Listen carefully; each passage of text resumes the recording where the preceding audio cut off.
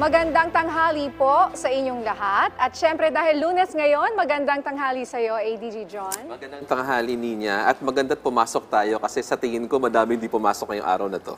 Pero tayo tuloy pa rin po ang aming programa. Syempre lalo na pag ikaw ang kasama, siksik ang aming Lunes.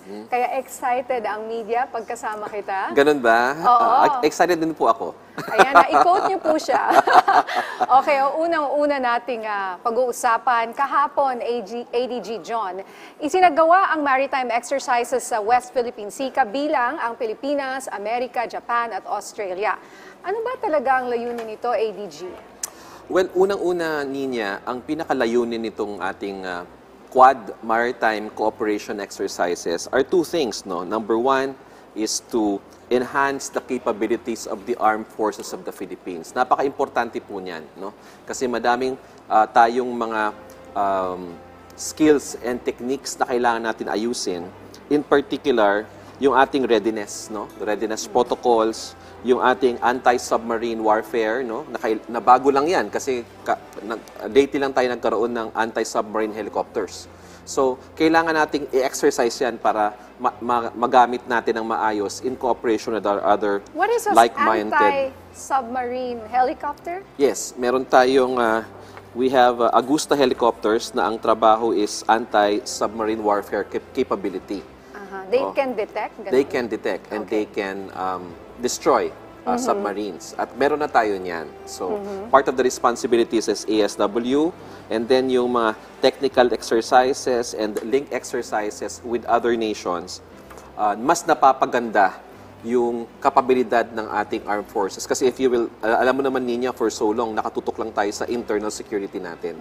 So, hindi natin natuunan ng pansin masyado yung ating kapasidad sa territorial defense. So, itong mga ganitong exercises help our country develop our capabilities. Pangalawa is to strengthen interoperability. No?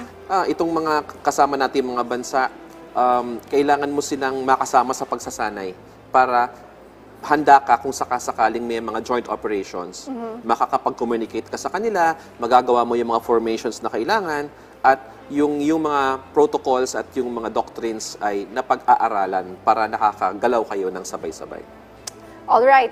Pero syempre, ADG John, dahil nga sa nangyaring ito, na meron kayong maritime exercises, mistulang nag-react ang China raw. At meron din sila ngayong ginagawang ang People's Liberation Army ng China. Meron din silang isinasagawang sariling combat patrols kasabay ng maritime exercises natin at ng mga kaalyadong bansa that you mentioned.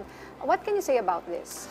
Well, unang-una, yun ang pinagtataka namin sa National Security Council kung bakit may ganun din silang ginawang joint naval and air patrol according to the statement coming from the Southern Theater Command of the People's Liberation Army. At doon sa kanilang statement, sinabi pa nila na yung ating ginagawa daw is disrupting the South China Sea situation and creating bases, no?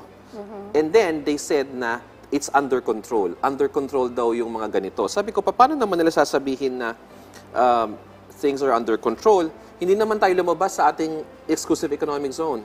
Yung ating Quad Maritime Cooperation Activity with US, Japan, and Australia, ginawa po natin ito sa loob lamang ng ating exclusive economic zone. Hindi natin ito ginawa sa exclusive economic zone ng China, no? Which is what? 1,500 kilometers away.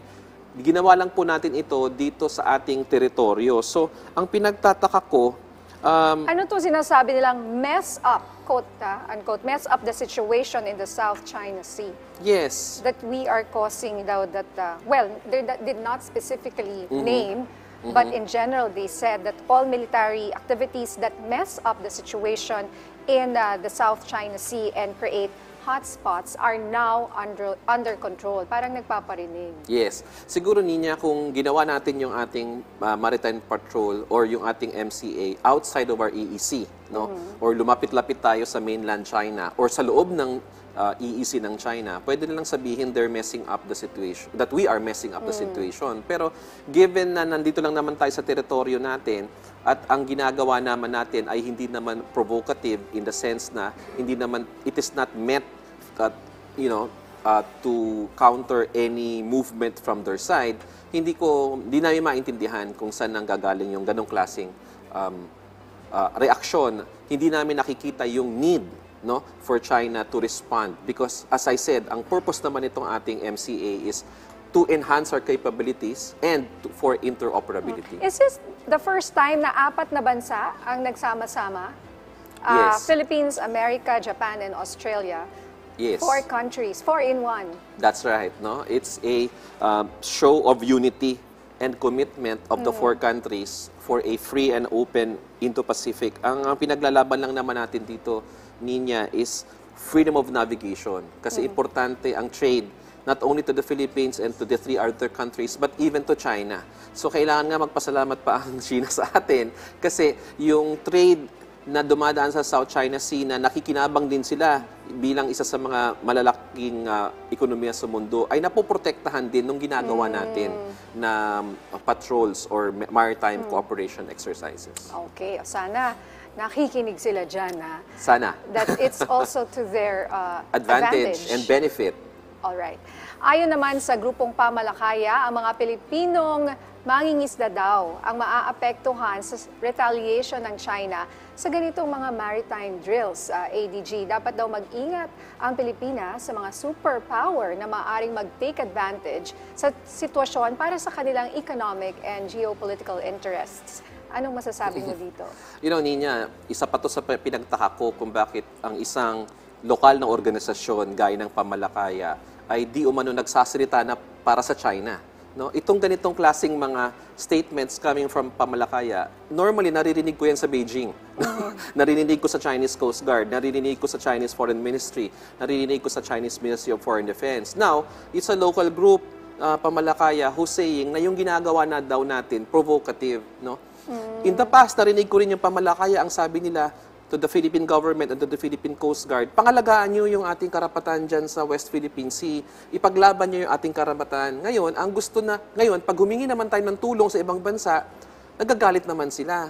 No? Hindi ba nila naiintindihan na malaking issue ito, hindi lamang para sa ating bansa, ngunit para sa ibang bansa kung saan ang trade or pangangalakal ay napaka-importante. So parang sala sa lamig, sala sa init. No?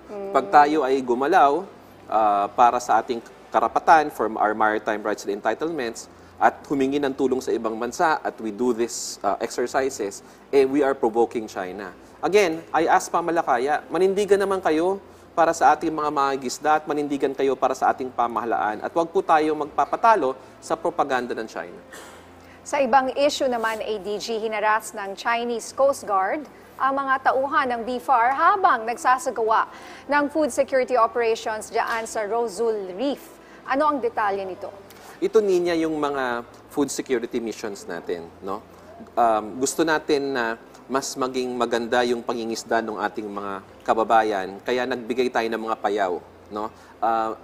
Pinapakita ngayon sa ating screen yung paglalagay ng payaw. Payaw is the fish aggregation device kung saan doon lumalapit ang mga isda at pag binalikan ng ating mga mangingisda yan, puno na yan ng isda. Para siyang net? Or parang floating device eh? Floating device siya, no? Hindi ko rin... Parang mga buoy, pero mahaba. Yes, okay. Mahaba, no?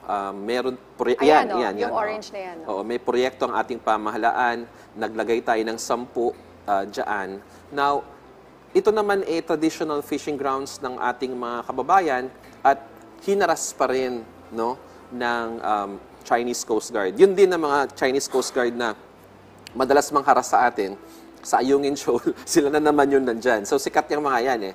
No? So, itong dalawang Chinese Coast Guard na ito tried to interfere with the food security mission of the BFAR and the Philippine Coast Guard. Ang nakakatuwa naman is kahit anong gawin ng Chinese Coast Guard ay naging matagumpay pa rin yung paglalagay ng payaw ng ating mga BFAR at mga mangingisda. So, it was a successful mission. Now, itong mga incidenteng ito, outside of Ayungin, outside of Baho de Masinloc, now this is in Rosul Reef. This only shows na ang gusto talaga ng China ay yung buong South China Sea. Dati kasi ang sinasabi lang nila, we're just interfering with your routinary missions to Ayungin Shoal because Ayungin Shoal is ours. Ito naman nasa ibang reef naman, nasa Rosul. Is that Pinapakailaman near din nila. Palawan? Palawan. Actually, this is near Reed Bank. Okay. Yes. Where is that? Tulungan mo nga ako sa geography. This is around northern part of Alright. ditong Ayungin Shoal and Okay. around northern side of the Spratly Island or what is called as Kalayaan Island Group. Okay, all right. Siguro sa susunod Got it. maglagay tayo ng mapa, no? Oo nga Dito sa eh, ating gawin natin programa. yan. Kasi- Para pag tinanong ako ni Ninya, masasagot Totoo. ko. Oo, kasi itong tanong ni Mav Gonzalez ng Yes. GMA News, ano raw ang reaksyon niyo sa statement ng China na nakakasira raw ng marine resources yung Payao na nilagay naman sa Recto Bank last week. So iba tong Recto Bank Well, sa Rosul Reef. Rosul Reef is in the area of Recto Bank.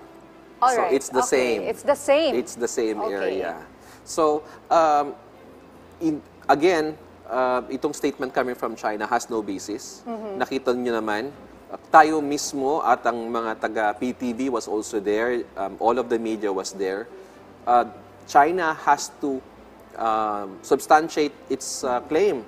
Sinasabi nila yung allegation nila nakakasira. Parang nakakasira yung Payao. Oo. Kesa Diba? yung nakita nating mas matinding sira ng corals. Doon Yes. sa ibang parte, di ba? Na Yes. sinasabi natin na namatay lahat ng life doon sa, saan nga ba to yung nasira yung mga corals? Sa Pag-asa Cay, Sa Pag-asa, Sandy Cay. okay. Yes, kung ang ginagawa po ng Pilipinas ay, crushing the corals or gumagawa ng artificial islands, pwede sigurong sabihin ng China na tayo ay nakakasira sa kalikasan. Pero wala po tayong ginagawang ganon.